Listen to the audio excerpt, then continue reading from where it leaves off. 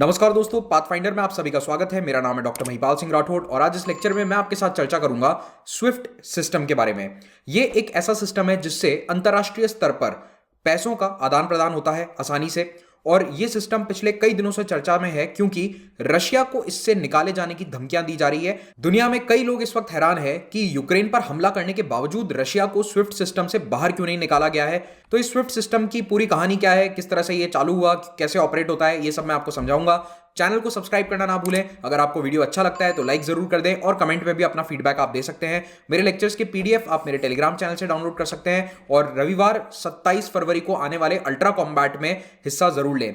ये इस साल का सबसे बड़ा कॉम्बैट होने जा रहा है अनअकैडमी प्लेटफॉर्म पर। It's a free scholarship test जो कि आपको पूरे देश के अभ्यर्थियों के सामने आपकी तैयारी कितनी है उसका आकलन करवा देगा और साथ में आपके पास अट्रैक्टिव गिफ्ट्स जैसे कि MacBook, iPad, Samsung laptops, tabs, ये सब जीतने का सुनहरा मौका है। 1000 Amazon वाउचर्स भी है और सबसे बड़ी बात स्कॉलरशिप्स भी आपको यहां पर मिल रही हैं। There are multiple scholarships, almost 10 crore rupees worth of scholarships are there that you can win. तो इसमें जरूर हिस्सा लें। वीडियो के नीचे पहले कमेंट में इसका लिंक आपको मिल जाएगा।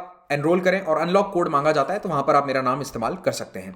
जब से रशिया ने यूक्रेन पर हमला करने की धमकियां दी है या फिर हमला कर दिया है, उसके बाद से पश्चिमी देशों पर दबाव बनाया जा रहा है यूक्रेन के द्वारा कि आप रशिया को स्विफ्ट से बाहर करें, क्योंकि उसके बिना रशिया मानेगा नहीं, वो हमला करके रहेगा। खैर, हमला तो रशिया ने कर ही दिया है, लेकिन अभी भी यूएस और जर्मनी जैसे देश स्विफ्ट सिस्टम से रशिया को बाहर नहीं निकालना चाहते। उसका कारण क्या है? वो कह रहे हैं कि हमने बैंक पर सैंक्शन लगा दिए हैं और हमारे ख्याल से वो काफी हैं। अभी तक हमें नहीं लगता कि स्विफ्ट से बाहर करने की जरूरत है रशिया को। अब ये स्विफ्ट का मतलब क्या है? Society for world wide inter bank financial telecommunication. काफी हद तक इसका मीनिंग आप इसके शब्द से ही समझ सकते हैं, इसके फुल फॉर्म से ही समझ सकते हैं। ये इंटरनेशनल स्तर पर बैंकों के बीच में कम्युनिकेट करने का एक जरिया है।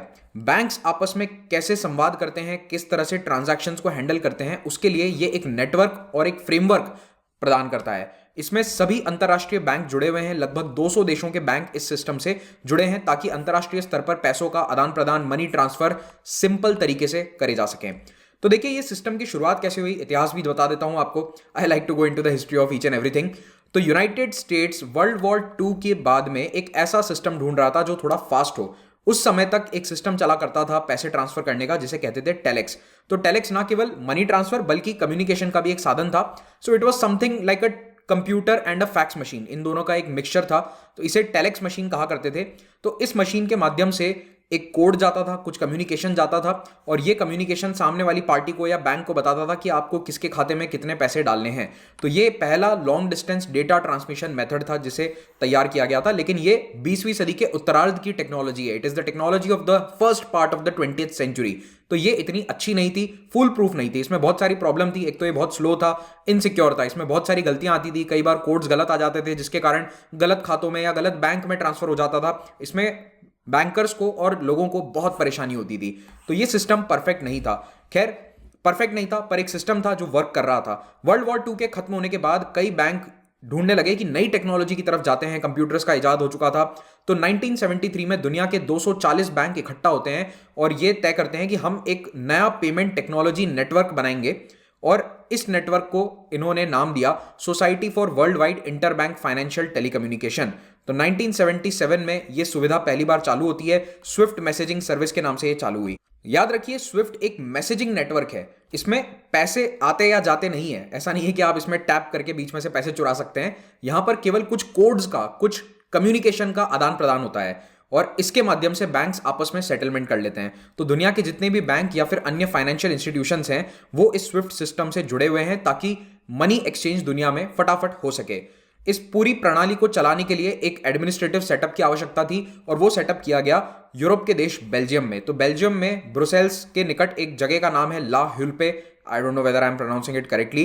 तो ब्रुसेल्स जो राजधानी है उसी के निकट ये एक छोटी सी जगह है जहां पर इसका हेडक्वार्टर स्थित है। 1977 में जब ये नेटवर्क चालू हुआ था तब केवल 250 के आसपास बैंक इससे जुड़े हुए थे। आज 11,000 से भी ज्यादा बैंक्स और सिक्योरिटीज ऑर्गेनाइजेशन इससे जुड़े हुए हैं। 200 देशों में इसका नेटवर्क फैला हुआ है और ये सभी संस्थानों के पास एक यूनिक स्विफ्ट कोड आता है। तो स्विफ्ट कोड या बैंक आइडेंटिफिकेशन कोड, BICB से कहते हैं, ये एक बहुत ही यूनिक कोड है। हर बैंक का, हर ऑर्गेनाइजेशन का अलग कोड होगा जिसमें 4 डिजिट का एक बैंक कोड, 2 डिजिट का कंट्री कोड, 2 डिजिट का लोकेशन कोड और ब्रांच कोड यहां पर 4 डिजिट का होगा। इस सिस्टम का एक भारत में मैं आपको एग्जांपल दूं तो एक आईएफएससी कोड नाम की चीज होती है। आप में से जो लोग ऑनलाइन ट्रांजैक्शंस करते हैं उन्हें इसके बारे में जानकारी होगी। तो ये आईएफएससी कोड भी कुछ इसी तरह का सिस्टम भारत के बैंकों के लिए है, और ये भारत में भी आईएफएससी जो सिस्टम है ये स्विफ्ट से जुड़ा हुआ है अंतरराष्ट्रीय स्तर पर। तो अब तो हम भारत में भी डोमेस्टिक ट्रांजैक्शंस के लिए भी इस तरह के कोड्स का इस्तेमाल करते हैं। तो मान लीजिए आपको किसी के अकाउंट में पैसे डालने हैं, तो आप उससे अकाउंट नंबर और आज के समय में आईएफएससी नंबर जरूर लेते हैं, तभी आप एनईएफटी और आरटीजीएस जैसे ट्रांजैक्शन कर पाएंगे। कई अन्य प्रकार के ट्रांजैक्शन है उनमें आईएफएससी की आवश्यकता नहीं होती है, जैसे कि यूपीआई एटसेट्रा। तो भारत में आज अगर आपको किसी के भी अकाउंट में पैसा ट्रांसफर करना है, मान लो मुझे अपने किसी फ्रेंड को 1,000 रुपए देने हैं, तो मैं उनसे उनका अकाउंट नंबर और आईएफएससी डिटेल्स दोनों जानकारियां लूंगा और फिर उसको इनपुट करके एनईएफटी या आरटीजीएस जैसे ट्रांजैक्शन मेथड्स का इस्तेमाल करूंगा। तो स्विफ्ट में भी अंतरराष्ट्रीय स्तर पर कुछ ऐसा ही होता है। मान लो कि आप रहते हैं वॉशिंगटन में, अमेरिका की कैपिटल में, सिटी बैंक अकाउंट में आपका खाता है, और आपको पैसे भेजने हैं किसी को फ्रैंकफर्ट जर्मनी में डॉयचे बैंक में जिनका अकाउंट है। तो आप अंतरराष्ट्रीय बिजनेसमैन है, मान लीजिए आपको जर्मनी में पैसा भेजना है, तो आप फ्रैंकफर्ट वाले अकाउंट के अकाउंट नंबर और स्विफ्ट कोड को मांगेंगे और अपने बैंक में जाकर, सिटी बैंक में जाकर उन्हें कहेंगे कि ये दो डिटेल्स हैं, इस अकाउंट में आपको $5,000 ट्रांसफर करना है। तो आप जो कि रहते हैं वॉशिंगटन में, सिटी बैंक में जाएंगे, अपने बैंक में जाकर कहेंगे कि मुझे ये $5,000 फ्रैंकफर्ट के इस डॉयचे बैंक के अकाउंट में ट्रांसफर करना है। आप स्विफ्ट कोड देंगे, आपका बैंक इस पैसे को ट्रांसफर करेगा using this Swift code into the account of Deutsche bank.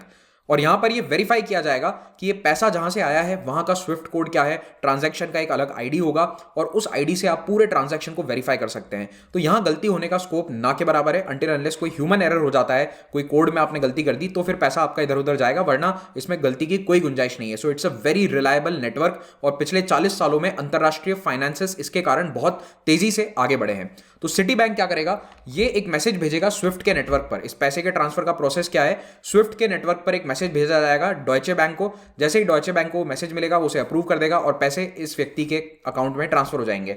यहां पर आपको एक एडिशनल जानकारी देता हूं, आप में से जिन लोगों ने आज से 15 साल 20 साल पहले पैसों के ट्रांसफर किए होंगे, या फिर जिनके माता पिता ट्रांसफर करते थे, आप उनसे पूछेगा कि पहले के समय में आप अकाउंट में पैसा आज जमा कराते थे और मोस्टली पैसा अगले दिन मिलता था। उसका रीजन क्या था, क्योंकि भारत के कई बैंक्स इस तरह के कंप्यूटराइज नेटवर्क से नहीं जुड़े हुए थे। तो यहां पर क्या होता था कि जैसे मान लो भारत का एसबीआई है, इधर चलो सिटी बैंक की जगह एसबीआई कर लो, और यहां पर आप कर लो इंडियन बैंक, ठीक है। तो एसबीआई से पैसा गया, पूरे दिन यहां पर पैसा जमा होता था, और मान लो कि एसबीआई से टोटल 10 लाख रुपए के ट्रांजैक्शन हुए इंडियन बैंक में। इधर इंडियन बैंक भी देखता था कि हमारी तरफ से स्टेट बैंक के अकाउंट्स में 8 लाख रुपए ट्रांसफर हुए। तो at the end of the day SBI और इंडियन बैंक अपना अकाउंट सेटल करते थे, ये 2 लाख रुपए इनको दे देंगे, और अगले दिन इंडियन बैंक यहां से जितने भी लोगों को पैसा देना है उनके खातों में पैसे जमा करा देता था। तो इस तरह से ये पूरा प्रोसेस बहुत ही स्लो था। कंप्यूटराइज सिस्टम या स्विफ्ट सिस्टम आने के बाद से क्या हुआ है कि ये लेजर रखने का काम या रिकॉर्ड्स रखने का जो काम है ये बहुत ही फास्ट हो गया है, इसीलिए तुरंत सेटलमेंट हो जाता है। अब आप किसी को पैसे भिजवाते हैं तो विद इन 5 मिनट्स उनको पैसे मिल जाते हैं, आईएमपीएस जैसे सिस्टम्स के माध्यम से। नेफ्ट और आरटीजीएस भी आजकल कुछ ही मिनट में हो जाते हैं। So right now that account settlement, जैसे आरटीजीएस है, रियल टाइम ग्रॉस सेटलमेंट, उसका नाम क्यों था रियल टाइम, क्योंकि पहले पैसा अगले दिन जाता था, अब वो रियल टाइम में जाता है। आपने इधर जमा कराया, 5 मिनट मैक्सिमम या 10 मिनट लगते हैं, उधर पैसा दूसरे के खाते में आ जाता है। तो वो अब आपस में मल्टीपल ट्रांजैक्शंस को टैली कर लेते हैं, because they have a very good software which is like Swift.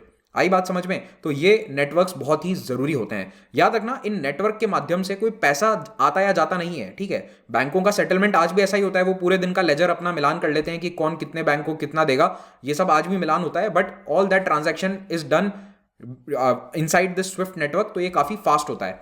2021 में अगर आप देखें कि स्विफ्ट प्लेटफॉर्म को कितना यूज किया जा रहा था, तो 42 मिलियन ट्रांजैक्शन, 4 करोड़ से भी ज्यादा ट्रांजैक्शन पर डे इस स्विफ्ट नेटवर्क पर हो रहे थे, which is a 11% growth over the previous year. तो हर साल स्विफ्ट नेटवर्क से जुड़े हुए ट्रांजैक्शंस की संख्या बढ़ती जा रही है। और याद रखो, ये केवल इंटरनेशनल ट्रांसफर्स हैं। अब स्विफ्ट केवल एक मैसेजिंग प्लेटफॉर्म है, ये बार बार मैं रिपीट कर रहा हूं, इस पर से पैसों का आदान प्रदान नहीं होता, ना ही स्विफ्ट नेटवर्क या फिर जो स्विफ्ट का एडमिनिस्ट्रेटिव स्ट्रक्चर है, वो जो बेल्जियम में उनका कैपिटल है, वहां पर कोई पैसा स्टोर नहीं होता है, वहां कोई ट्रेजरी नहीं है, वहां कोई खजाना नहीं रखा जाता है। वो तो केवल एक ऑफिस है जिसमें बहुत सारे कंप्यूटर्स हैं, कई लोग काम करते हैं और इस पूरे नेटवर्क को सुचारू रूप से चलने में मदद करते हैं। That's it just provides a facilitated, standardised and reliable communication to facilitate the transaction.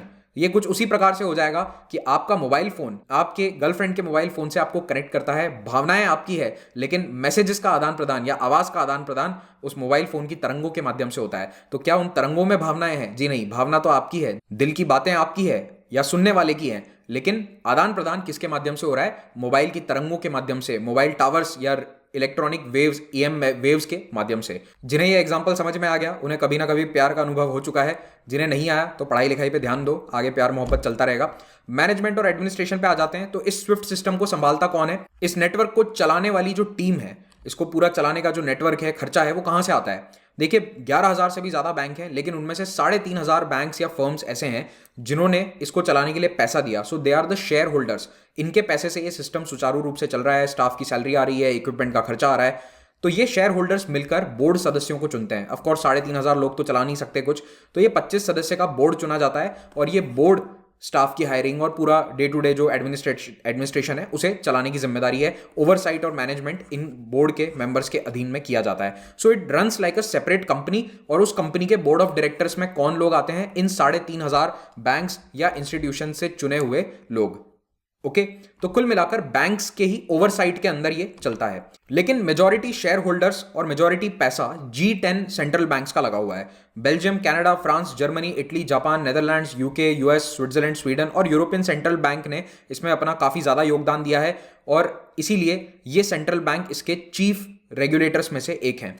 और इन सब में भी मेन देखरेख का काम नेशनल बैंक ऑफ बेल्जियम के अधीन होता है, क्योंकि बेल्जियम में इसका हेडक्वार्टर है। 2012 में स्विफ्ट ओवरसाइट फोरम की स्थापना करी गई थी। ओवरसाइट फोरम यानी कि ये भी एक प्रकार की ओवरसाइट संस्था है जो देखेगी कि इसके कामकाज में सब कुछ सही से तो हो रहा है, कुछ गलत तो नहीं हो रहा। और इस ओवरसाइट फोरम में G10 के अलावा कुछ अन्य बड़े देशों को भी शामिल किया गया था जिनकी इकोनॉमी अब काफी बढ़ गई थी, जैसे India, Russia, even China, Turkey. All these countries were added apart from the G10 participants. तो इन सभी देशों के सेंट्रल बैंक, तो भारत की ओर से हमारा सेंट्रल बैंक आरबीआई की तरफ से एक व्यक्ति रिप्रेजेंटेटिव यहां पर स्विफ्ट में भेजा जाएगा। स्विफ्ट जियोपॉलिटिकली न्यूट्रल होना चाहिए, ये उसका उद्देश्य था, ये उसका ऑब्जेक्टिव था कि हम इंटरनेशनल पॉलिटिक्स में नहीं जाएंगे, तो किसी देश की बैंकिंग को रोक देना, बंद कर देना, ये सब काम इन्हें नहीं करना था। लेकिन इसमें एक छोटी सी समस्या है। स्विफ्ट के जितने भी ट्रांजैक्शंस हैं उनमें से ज्यादातर यूएस की करेंसी डॉलर में होते हैं और डॉलर में होने वाले ट्रांजैक्शन सभी न्यूयॉर्क के माध्यम से जाते हैं, क्योंकि वहां पर उनका सेंट्रल बैंक स्थित है। तो न्यूयॉर्क के थ्रू जाने वाले जितने भी डॉलर बेस्ड ट्रांजैक्शन है उनको रोकने की कैपेसिटी अमेरिका के पास है। तो अमेरिका यहां बीच में उन ट्रांजैक्शंस को रोक सकता है और इसीलिए यूएस के पास एक तरह का यहां पर वीटो पावर सा है कि वो इस सिस्टम को कभी भी चोक कर सकता है जब भी उसे अपने किसी दुश्मन को रोकना है, उनके बैंकिंग सिस्टम्स को बंद करना है। 2014 में भी रशिया ने जब क्राइमिया को एनेक्स किया था तब उसे डर था कि उसे स्विफ्ट से बेदखल कर दिया जाएगा, हालांकि नहीं किया गया। लेकिन 2018 में ईरानियन बैंक्स को यूएस ने बाहर निकाल दिया।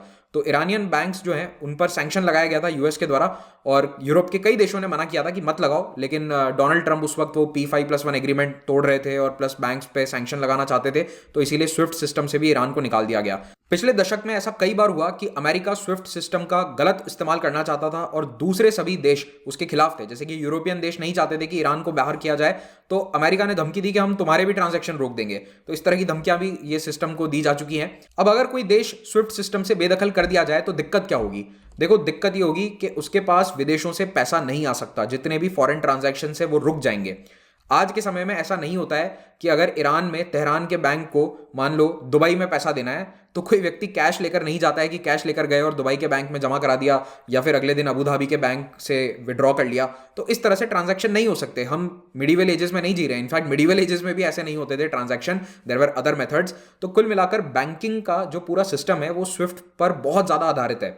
आप कोई भी ट्रांजैक्शन वेरीफाई नहीं कर सकते अगर आप स्विफ्ट सिस्टम से बाहर हो। तो ओवरऑल अगर कोई देश स्विफ्ट से बाहर निकाल दिया जाता है तो वो केवल अपने देश के ट्रांजैक्शंस को कर पाएगा। They can not transact with other countries freely.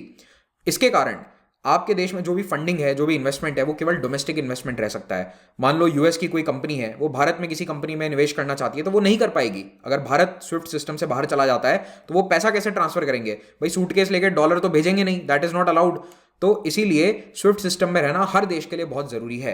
अगर रशिया को इससे बाहर निकाल दिया गया तो रशिया के लिए भी दिक्कत होगी, क्योंकि ऑयल एंड गैस का जितना भी पैसा है, जो ऑयल एंड गैस कई देश रशिया से खरीदते हैं, उसकी कंपनीज को पेमेंट होता है, वो स्विफ्ट के ट्रांजैक्शंस के माध्यम से ही होता है। स्विफ्ट उसमें बहुत इंपॉर्टेंट है और ऑयल एंड गैस रशिया के विदेशी रेवेन्यू का, विदेश से आने वाले रेवेन्यू का ऑलमोस्ट 40% है। अब 2014 में जब रशिया को धमकियां दी गई थी कि आपको स्विफ्ट सिस्टम से बेदखल कर देंगे ड्यूरिंग द क्राइमियन क्राइसिस, तभी से रशिया के सेंट्रल बैंक ने स्विफ्ट का ऑल्टरनेटिव ढूंढना शुरू कर दिया। तो इन्होंने एक सिस्टम बनाया जिसका नाम है SPFS, system for transfer of financial messages. अब मेरे पिछले वीडियो में कुछ लोगों ने कमेंट किया था कि सर आपने SPFS के बारे में बताया नहीं, तो मैं इस लेक्चर में बताने वाला था, इसीलिए स्पेसिफिकली वहां मेंशन नहीं किया, केवल उसका हिंट दिया था। वो हिंट क्या था कि भारत को SPFS में जोड़ने की कोशिश करी थी। अब देखो, SPFS सिस्टम स्विफ्ट का ऑल्टरनेटिव है, रशिया ने बना तो लिया, उसे वो इस्तेमाल करता है, कुछ और देशों को भी उसने उसमें जोड़ा है, लेकिन mainly they are the central European economies या फिर उसके बिल्कुल खास मित्र जैसे कि बेलारूस, इन देशों को जोड़ा है। स्विट्जरलैंड, क्योंकि उसके बैंक्स काफी इंटरनेशनल ट्रांजैक्शंस करते हैं, तो स्विट्जरलैंड के बैंक्स भी इस सिस्टम को एक्सेप्ट करते हैं। लेकिन प्रॉब्लम क्या है कि अब स्विट्जरलैंड के बैंक्स को एक्स्ट्रा खर्च करना पड़ेगा, तो उनको स्विफ्ट के सिस्टम भी चलाने हैं, उसके लिए भी उनको नेटवर्क पर पैसा खर्च करना पड़ता है, और SPFS के कोड्स या मशीन्स या जो भी उनका सिस्टम होता है पूरा, उसके लिए भी उनको एडिशनल एक्सपेंसेस लेने पड़ेंगे। अब स्विट्जरलैंड के बैंक्स के पास तो बहुत पैसा है, तो they can afford it. Russia अपने पड़ोसी देशों को हेल्प कर देता है कई बार, तो वहां पर भी ये सिस्टम चल जाता है। लेकिन दुनिया के ज्यादातर देश अभी तक इस सिस्टम पर नहीं आए हैं। इंडिया और चाइना को भी लाने की बहुत कोशिश की जा रही है, लेकिन भारत भी अभी तक इस SPFS सिस्टम पर पूरी तरह से नहीं आया है, क्योंकि प्रॉब्लम वही है, आप स्विफ्ट के लिए भी पैसा खर्च करो और आप SPFS के लिए भी रखो, तो दो नेटवर्क आपको चलाने पड़ेंगे just because you have to trade with Russia. तो अभी ये बहुत खर्चीला काम है। अगर ये सिस्टम भारत अपना लेता है तो फिर हमारे बैंक में भी हर बैंक का एक अलग SPFS कोड भी होगा, तो स्विफ्ट कोड भी होगा, SPFS कोड भी होगा, उसके लिए अलग नेटवर्किंग सॉल्यूशंस भी लाने पड़ेंगे। तो ये काफी खर्चीला काम है, जिसके कारण इंटीग्रेशन बहुत बड़ा अभी दिक्कत है, इसकी लिमिटेशंस हैं। तो SPFS सिस्टम जो है ये एक लास्ट रिजॉर्ट है। रशिया खुद नहीं चाहता कि वो स्विफ्ट से बाहर जाए, उनको स्विफ्ट नेटवर्क बहुत अच्छा लगता है। कोई भी नेटवर्क 200 देशों तक पहुंचाना कोई छोटी मोटी बात नहीं है, आपको कम से कम 50 देश अपने साथ चाहिए, तब आप 50 से 200 तक पहुंच सकते हो। और अभी रशिया के पास केवल 8 या 10 देश हैं जो इस SPFS सिस्टम को रेडिली अपनाने के लिए तैयार हैं। तो क्या स्विफ्ट सिस्टम और पश्चिमी देशों के आधिपत्य से कभी बाहर नहीं निकला जा सकता? जी नहीं, निकलने का एक और तरीका है जिसे चाइनीज कंपनीज ने क्रैक कर दिया। तो चाइना की कई कंपनियों ने डिजिटल वॉलेट को अख्तियार किया पिछले 6 सालों में। अब आप सभी डिजिटल वॉलेट्स के बारे में जानते होंगे। तो ये एक ऐसे वॉलेट हैं जो बैंक से डायरेक्टली जुड़े हुए नहीं होते, चाहे आपके पास बैंक अकाउंट नहीं है, क्रेडिट कार्ड भी नहीं है, तो भी आप इनमें पैसा लोड कर सकते हो।